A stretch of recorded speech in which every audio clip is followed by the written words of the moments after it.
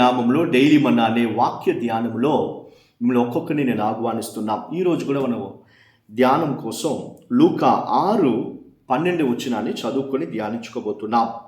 ఆ దినములందు ఆయన ప్రార్థన చేయుటకు కొండకు వెళ్ళి దేవుని ప్రార్థించుట అందు రాత్రి గడిపెను అని రాయబడి ఉంది. ఎవరి గురించి అంటే యేసుక్రీస్తు కొండకు వెళ్ళి రాత్రంతా ఆయన ప్రార్థన చేశాడంట. ఆ దినములు అందు అని రాయబడింది. ఏ దినములు అందు అని చెప్పి చూసేటప్పుడు యేసయ్యని చంపాలి, యేసయ్య పైన నిందలు మోపాలి, యేసయ్యని నిర్మూలం చేయాలి, యేసయ్యని కొట్టాలి అని అనేకులు యేసయ్యకి విరోధంగా వాళ్ళు స్కీమ్స్ని పెట్టుకునేటప్పుడు ఒక్కొక్కరు ఆలోచనలు యేసయ్యకి విరోధంగా చేసేటప్పుడు యేసయ్య ఏం చేశాడంట, ఆయన భయపడలేదు, ఏడవలేదు, సేవను విడిసి వెనక్కి తగ్గలేదు. అవన్నిటికన్నా యేసయ్య చేసిన కార్యం ఏంటంటే రాత్రంతా పోయి తండ్రి దగ్గర ప్రార్థన చేస్తూ ఉన్నాడంట. జరిగిన విషయం ఏంటంటే దానికి నెక్స్ట్ వాక్యంలో చదివేటప్పుడు అంతవరకు శిష్యులని పేరు ఉండిందంట 12 మందికి. అయితే యేసయ్య ఏం చేశారంట, వాళ్ళందరిని పిలిచి మీరు శిష్యులు మాత్రం కాదు, నా శిష్యులు చెప్పబడుతున్నారు కాబట్టి ఇంకా మీరు అపోస్తలురు అని ఆ పేరు పెట్టారంట.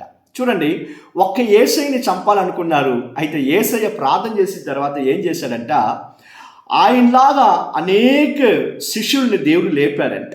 ఈ వాక్య భాగం వినే మీరు ఎవరైనా కూడా సరే, మిమ్మల్ని చంపాలనుకుంటున్నారా, మిమ్మల్ని తరం కొట్టాలనుకుంటున్నారా, మీ సేవని చెరపాలనుకుంటున్నారా, మీరు ఇంక భూమిపైన ఉండనే కూడదని చెప్పి అనుకుంటున్నారా, చూడండి అదే దేవుడు మిమ్మల్ని ఆశీర్వదించేదానికి రైట్ సైన్. ఎలాగంటున్నారా, యేసయ్యని చంపాలనుకున్నారు, అయితే యేసయ్య మూలంగా శిష్యులు ఎక్కువైపోయారు. God increase the disciples numbers అంట. And God has given them a new name apostles. కొత్త నామాన్ని, నూతనమైన నామాన్ని దేవుడు పెట్టారంట. చూడండి, 2 కార్యాలు జరగబోతుంది. నీకు విరోధంగా శత్రువులు లేసేటప్పుడు దేవుడు నిన్ను ఇంకా ఎక్కువ చేయబోతున్నారు. God is going to multiply you.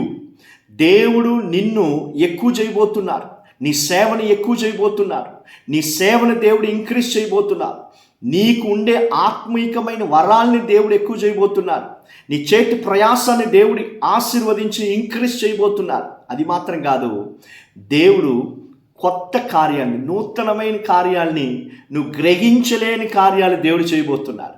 హల్లెలూయా. అయితే మనం ఏం చేయాలంటే, మనకు విరోధంగా వీళ్ళందరూ ఇంత మాట్లాడేటప్పుడు, చేసేటప్పుడు కుంగిపోకుండా దేవుడి సన్నిధిలో ప్రార్థన చేసేదానికి స్టార్ట్ చేయండి. మీరు ఇశ్రాయేల్ జనాలను చూశారంటే ఐగుప్తులో వాళ్ళు ఎంతో కొట్టబడారంట, వాళ్ళని చాలా బాధ పెట్టించారంట. అయినా ఇశ్రాయేల్ జనాలు ఐగుప్తు జనాల కన్నా ఇంక్రీజ్ అయ్యారు అని బైబిల్లో రాయబడి ఉంది. వాళ్ళు ఎక్కువయ్యారు, వాళ్ళ జనాలు ఎక్కువయ్యారంట. అలాగనే దేవుడు నిన్ను కూడా ఆశీర్వదించి నిన్ను ఎక్కువ చేయబోతున్నారు. నువ్వు ఒక్క మనిషిగా ఉండొచ్చు, ఇద్దరుగా ఉండొచ్చు, చిన్న గ్రూప్గా ఉండొచ్చు. God is going to multiply you right now. ఎందుకు తెలుసా, ఆయన సన్నిధిలో మోకరించి ప్రార్థన చేసిన వాడు చిగ్గుబడిపోయిందిగా ఎక్కడ మనం చూడలేం. There is no history.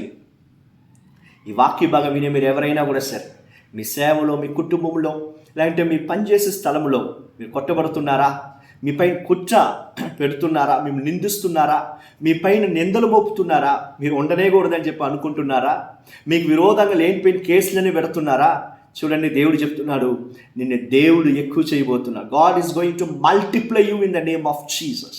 నేను చెప్పేది ఒట్టి మాట కాదు, this is the prophetical verse from God. ఇది దేవుడు నీకు ఇచ్చే ప్రాఫెసీ. ఏంటంటే God is going to multiply you. Be strong and courageous. God is with you. దేవుడు మనతో ఉండేది మనం ఎప్పుడు చూడగలమైతే, మనకు ముందు ఉండే శత్రువులు ఆయన తరమగొట్టబోతున్నారు. ఆయన మనముల్ని ఎక్కువ చేయబోతున్నారు. మన చేతిలో పెట్టిన సేవని దేవుని ఆశీర్వదించబోతున్నారు. So start praying. దేవుడి దగ్గర మంచిగా ప్రార్థన చేయండి. చూడండి, ప్రార్థన చేసేటప్పుడు కొండలు కూడా పడిపోతాయి. ప్రార్థనలో ఖచ్చితంగా పరిస్థితులు మారుతాయి. ప్రార్థన చేసేవాడికి ముందు సాతానుడు పరిగెత్తుతారు. ప్రార్థన చేసేవాడు పరిస్థితి మాత్రం కాదు, వాడి స్థితిని దేవుని ఆశీర్వదించి మార్చి వాడిని అనేకులకు ఆశీర్వాదకరంగా దేవుడు మార్చబోతున్నారు.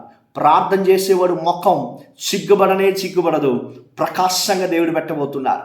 ప్రార్థన చేసేవాడు ఒక్కడిగా ఉండొచ్చు, అయితే దేవుడు వారి మూలంగా పెద్ద సేన లేపబోతున్నారు. ప్రార్థన చేసేవాడు పైన అభిషేకం ఉంటుంది. ప్రార్థన చేసేవాడు మూలంగా దేవుడు గొప్ప కార్యాలు చేస్తాడు.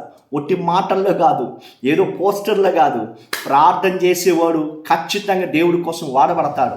నువ్వు ఎంతకంతగా దేవుడి సన్నిధిలో మోకాల్లో నిలబడతావో అంతకంతగా మనిషి ముందు సింహంలాగా like a lion you can stand before your enemies. నువ్వు నీ శత్రులకు ముందు ధైర్యంగా లేచి నువ్వు స్ట్రాంగ్గా నిలబడేదానికి దేవుడు నీకు ఆసక్తిని బలాన్నిస్తాడు. Fear not, God is with you. Start praying, start doing intensive prayer. మంచిగా కాన్సన్ట్రేట్ చేసి ఇలాంటి పరిస్థితిలో నువ్వు ఎవరున్నా కూడా సరే స్టార్ట్ ప్రేయింగ్ లైక్ జీసస్. యేసయ్యలాగా ప్రార్థన చేయండి. మీ ప్రార్థన టైం ఎంతకంతకి ఇంక్రీస్ అవుతుందో అంతకంతకి మీరు దేవుడి వైపు నుంచి గొప్ప కార్యాలు చూడొచ్చు. ప్రార్థన చేసుకుందామా? యేసయ్యా, ఈ వాక్య భాగం వినే ఎవరైనా కూడా సరే touch them right now oh lord. యేసు క్రీస్తు పునరుత్థానం శక్తితో మీ పిల్లలకి విరోధంగా ఉండే అన్ని చేతబడి క్రియల్ని, శత్రుల్ని యేసయ్య నామంలో తరమగొట్టండి అయ్యా. సేవకు విరోధంగా అయ్యా నిలబడే ఏ మనుషులైనా సిగ్గుబడును గాక. నజరేయుడైన యేసయ్య నామంలో పైకే లేక వాళ్ళు మీరు తరమగొడుతున్నాడయ్యా. I bind them in the name of Jesus. In the name of Jesus. యేసు క్రీస్తు పునరుత్థానం శక్తి యేసయ్యా మీ నామంలో మీ అగ్ని దిగులుగాక. మీ బిడ్డల్ని మీరు విడుదల చేస్తున్నారయ్యా. ప్రార్థన చేసే ప్రార్థన ఆత్మని మా పైన కుమ్మరించండి. Give us the anointing of prayer, O Lord. అయ్యా, మేము మాకు సంబంధించిన అన్నిటినీ మీ ఆధీనంలో పెట్టుకోండి, నడిపించండి. వాక్య భాగం వినే పిల్లల్ని, వాళ్ళ కుటుంబాల్ని, వాళ్ళ చేతి ప్రయాసాన్ని ఆశీర్వదించి వర్ధల చేయండి. యేసయ్య నామములో ప్రార్థించి అడుగుతున్నాం తండ్రి.